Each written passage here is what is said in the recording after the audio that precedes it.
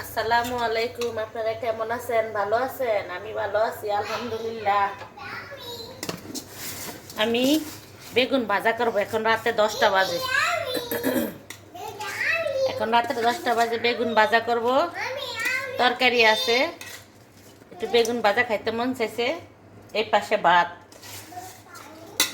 একটু ঝাল ঝাল করে বেগুন ভাজবো আর সাথে সাথে খাবো। ওর আব্বু আইসা পড়বো, 10টার উপরে বাজে।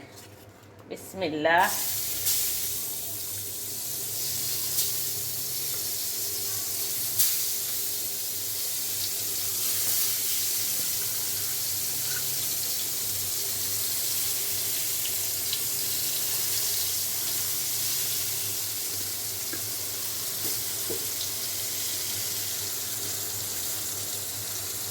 এক পাট হোক, তারপরে ঢাকনা দিব। এখন আমি ঢাকনা দিব না।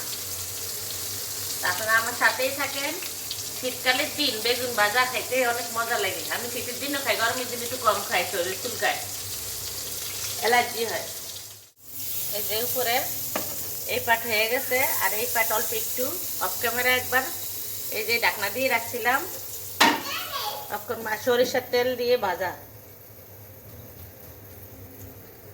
যখন যেটা পাই সেটাই খাই। সরিষার তেল খাই, সয়াবিন খাই, অলিভ অয়েল খাই, সব কিছু খাই। সরিষার তেল দিয়ে ভাজা।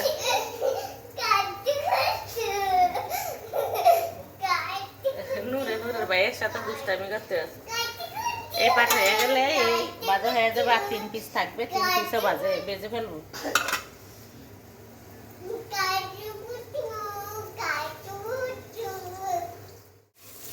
এই যে বেগুন ভাজা হয়ে গেছে।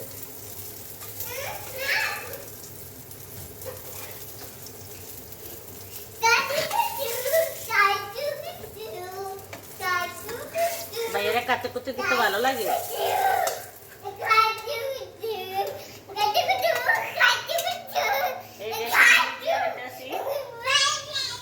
আর অল্প একটু সরিষার তেল দেই।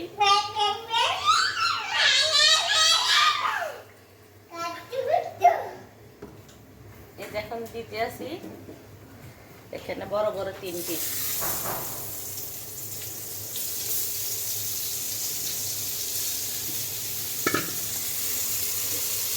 এখন ঢাকনা দিয়ে দিব।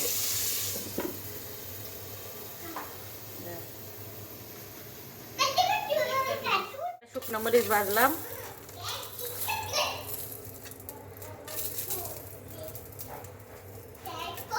শুকনো মরিচ ভাজা, বেগুন ভাজা, মূলার তরকারি এখন রাতের খাবার।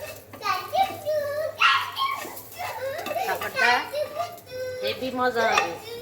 এক বেগুন ভাজা আর শুকনো মরিচ দিয়ে ভাত খাওয়া হয়ে যায়, আর কিছু লাগে না। আস্তে আস্তে হোক। চুলার উপরে চুলা বন্ধ করে দিছি। বেশি জ্বলে গেলে ভালো লাগবে না।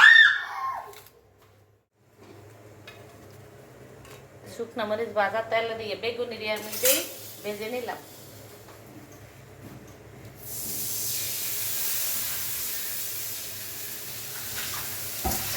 সবাই কমেন্ট করে জানাবেন কেমন হলো। ইয়াম্মি ইয়াম্মি খাবার। বেগুন ভাজা, শুকনো মরিচ, মূলার তরকারি, ভাত। এখন গরম ভাত রাত্রে। এখন বাজে 10:30। খাইতে খাইতে হবে 11টা।